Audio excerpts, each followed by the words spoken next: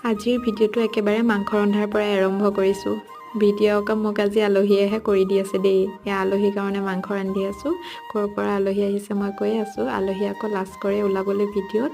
এয়া দেখিছেনে কিমান লাজ। তাৰপিছত এয়া খুৰাও আহিলে লগতে। খুৰাই ইমান ধুনীয়া গান গাইছে শুনকচোন।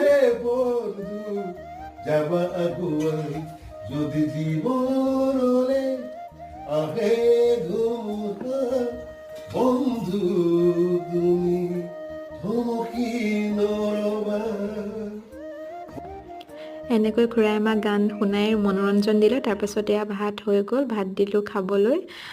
পিছদিনাখনহে আকৌ মোৰ আলহী ওলাইছে দেই ভিডিঅ'ৰ সন্মুখত। মানে খুব লাজ কৰে এইজনী। সকলো সময়তে মোৰ লগত থকা এগৰাকী বান্ধৱী, ৰেবিকা এই নাম, কাৰ্বি আংলং হাওৰাঘাটৰ পৰা আহিছে। যোৱাকালি কিবা কাম আছিল নগাঁৱত, সেইকাৰণে আহি পেলাই মোৰ চেনেলটো ছাবস্ক্ৰাইব কৰি দিব।